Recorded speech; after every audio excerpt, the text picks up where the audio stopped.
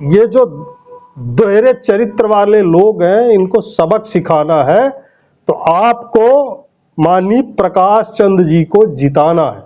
अगर इस गठबंधन के प्रत्याशी चुनाव जीत के आते हैं तो वो आपकी जो भी सामाजिक, शैक्षणिक और आर्थिक समस्याएं हैं उसको पहली प्रायोरिटी में वो पूरा करने का काम करेंगे। यह है कि इन धार्मिक पाखंडों के द्वारा जो है बहुजन समाज का जो है कोई भी कल्याण नहीं हो सकता।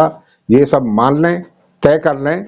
आपको बुद्धि, अपनी बुद्धि के आकलन से बहुजन समाज के कैंडिडेट को वोट दें। और मैं करावल नगर और दिल्ली के बहुजन द्रविड़ मतदाता साथियों, आप 5 फरवरी को 5 साल के लिए एक बार फिर से दिल्ली का और करावल नगर का भविष्य सुनिश्चित करने जा रहे हैं। इस बार एनटीए, नेशनल ट्रांसफॉर्मेशन अलायंस की तरफ से, इसमें 3 मुख्य पार्टियों का ये गठबंधन है। बहुजन द्रविड़ पार्टी, भारतीय रिपब्लिकन समाज पार्टी और महान समतावादी पार्टी, 3 दलों का अलायंस है। इसमें और भी जो सोशल ऑर्गेनाइजेशन है वो सहयोगी है। हम सबके संयुक्त उम्मीदवार माननीय प्रकाश चंद जी आपके विधानसभा 70 करावल नगर से उम्मीदवार हैं और हम अपील करते हैं कि आप इस बार के चुनाव में अपना एक एक जो कीमती वोट है वो माननीय प्रकाश चंद जी को दें। क्यों? क्योंकि आपने यहाँ दिल्ली में पिछले 31 वर्षों से चुनाव हो रहे हैं। यहाँ पे कांग्रेस का भी शासन रहा है, भारतीय जनता पार्टी का भी शासन रहा है और पिछले 2 पंचवर्षीय से आम आदमी पार्टी का भी शासन आपने देखा है। इनके ज्यादातर जो उम्मीदवार हैं ये वही ब्राह्मणवादी लोग हैं। जब एक पार्टी की लहर आती है तो ये उधर शिफ्ट हो जाते हैं। अभी करावल नगर की बात करें तो एक 2020 का दंगाई जो आम आदमी पार्टी का विधायक रहा है, आज वो किससे चुनाव लड़ रहा है? आज वही दंगाई भारतीय जनता पार्टी से करावल नगर से चुनाव लड़ रहा है। करावल नगर में आज गंदगी का ढेर है, कूड़ा करकट भरा हुआ। क्यों? करावल नगर एरिया नई दिल्ली विधानसभा जैसे साफ स्वच्छ क्यों नहीं है? वो इसलिए क्योंकि करावल नगर में आप बसते हो, बहुजन द्रविड़ समाज बसता है। आप जो उत्तर प्रदेश, उत्तराखंड और आसपास के जो प्रदेशों से आके वहां रोजगार के लिए बसे हैं, आपके साथ ये ब्राह्मणवादी सरकारें दोयम दर्जे का व्यवहार करती हैं। आपको ये शरणार्थी समझती हैं, ये नहीं समझती कि आप दिल्ली को। इसलिए ये जो दोहरे चरित्र वाले लोग हैं इनको सबक सिखाना है तो आपको माननीय प्रकाश चंद जी को जिताना है। माननीय प्रकाश चंद जी का जो चुनाव निशान है वो बैटरी टार्च है। टार्च जो है आपको प्रकाशित करेगा, आपका मार्गदर्शन करेगा। बड़ा अच्छा संयोग बना है कि हमारे उम्मीदवार माननीय प्रकाश चंद जी का नाम भी प्रकाश से शुरू होता है और उनको जो चुनाव चिन्ह मिला है उसका काम भी प्रकाशित करना है। तो ये जो संयोग है ये रिजल्ट में बदलना चाहिए। हम आपसे जो है तो ये बात शेयर करना चाहते हैं कि अगर इस गठबंधन के प्रत्याशी चुनाव जीत के आते हैं तो वो आपकी जो भी सामाजिक, शैक्षणिक और आर्थिक समस्याएं हैं उसको पहली प्रायोरिटी में वो पूरा करने का काम करेंगे।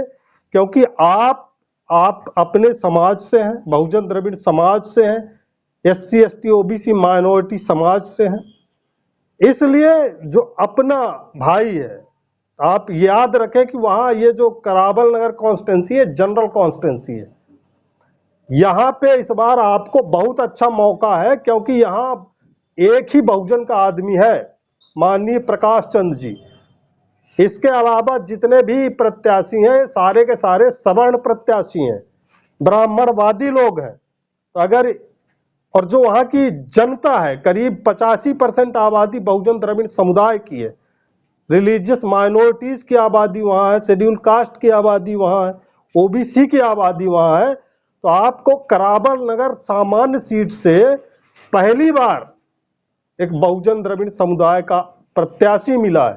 तो इस मौके को आप जाया न जाने दें, इस मौके को भुनाएं और माननीय प्रकाश चंद्र जी को उनके चुनाव निशान बैटरी टार्च के सामने वाली बटन दबा के भारी मतों से विजयी बनाएं। इसी अपील के साथ हम अपनी बात समाप्त करते हैं। जय भीम। सभी को जय भीम। और मैं अपने सभी जो तीनों हमारे एनटीए के स्तंभ हैं उनसे, और जो है हमारी जो जनता है, जो वोटर है इस क्षेत्र का, असेंबली कॉन्स्टिट्यूंसी दिल्ली की नंबर 70, उनसे सभी से अपील करता हूं कि आप अपने वोट को इधर उधर ना फेंकें, वोट की कीमत को समझें। वोट बहुत बड़ा राइट है, हम सबको समझना चाहिए। लेकिन हमारा कमजोरी भी यही सबसे बड़ी है कि हमारा समाज, जो भी एससी, एसटी, ओबीसी, मुस्लिम्स हैं, वो अपने वोट की कीमत को नहीं समझते हैं। वो वोट के सत्ता सिर्फ जो है वोट से आती है, और सत्ता आप वोट नहीं देंगे तो सत्ता इससे चली भी जाती है।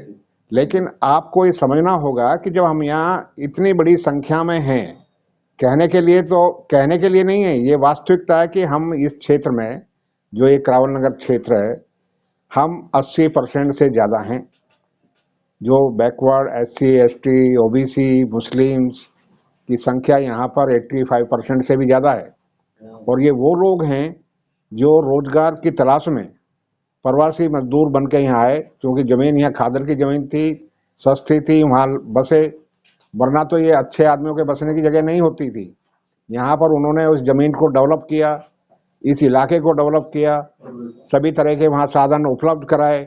लेकिन ये उनकी समझ में नहीं आया कि हम वोट से अपना राज कैसे स्थापित करें।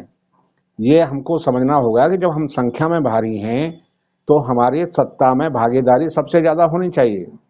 अभी जो लोग जो हैं, जैसे तरह से संघी मानसिकता के केजरीवाल, संघी मानसिकता की मोदी भाजपा सरकार, जो अपने आप को इतना लूट के पैसे से अपने जो है दंगाइयों को फील्ड में जो है इलेक्शन लड़ने के लिए उतार रहे हैं। जो अभी पिछले 2020 में जो यहाँ पर दंगे कराए थे, वो संघियों के द्वारा प्रायोजित थे, सब जानते हैं इस बात को। लेकिन जो उस दंगे में जो हीरो थे, जो संघी हीरो थे उस दंगों में, उनको भाजपा अपना प्रत्याशी बना रही है। तो ये जनता को सोचना चाहिए कि जो दंगाई हैं इस देश में, वो क्या आपका भला कर सकते हैं।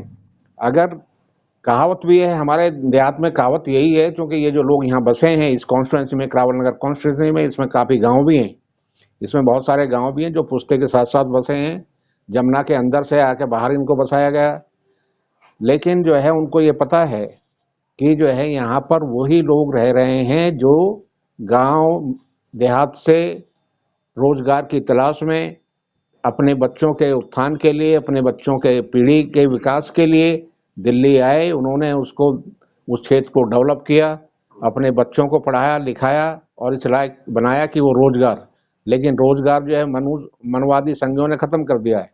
तो वो जाएं तो जाएं कहाँ। उनको जो है इस बारे में सोचना चाहिए कि अगर ये लोग इस तरह से हम लोगों को बेरोजगार करते रहेंगे, सत्ता और हमको संसाधन विहीन करते रहेंगे, तो आने वाली पीढ़ियों को क्या होगा। तो इसलिए जो है आने वाली पीढ़ियों का भविष्य जो है हमारी बुद्धि में ही निहित है। और बुद्धि में निहित इसलिए है कि हम बुद्धि से ये आकलन करें कि सत्ता किसको जानी चाहिए। सत्ता बहुजन समाज के पास रहेगी तो बहुजन समाज के सभी जातीय घटकों का विकास होगा। और हमने एनटीए का जो ये जो एनटीए बना है, नेशनल ट्रांसफॉर्मेशन अलायंस का जो गठबंधन बना है, ये सिर्फ इसी इलेक्शन के लिए नहीं है, ये पूरे देश में अगले चुनावों में भी रहेगा।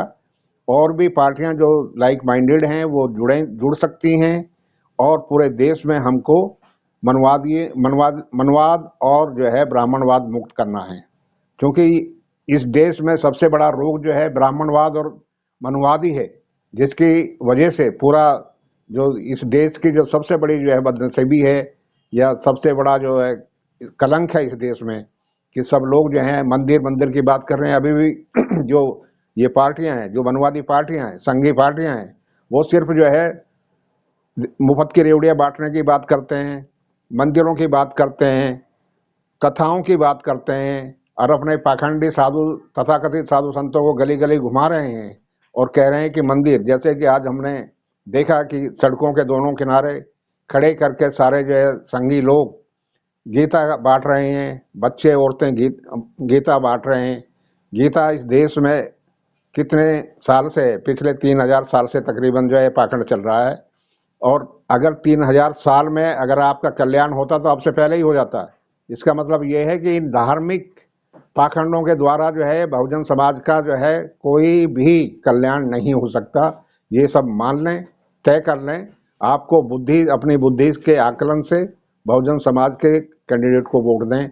और मैं अब इस निष्कर्ष पर भी पहुंचा हूं कि जितने भी देश में जितने भी इलेक्शन होते हैं, गांव के जो है कॉमन यानी छोटे इकाई से लेकर प्रधान से लेकर पार्लियामेंट तक के इलेक्शन में सभी बहुजन समाज के लोग आरक्षित सीटों पर ही नहीं, जनरल सीटों पे भी अपने कैंडिडेट उतारें।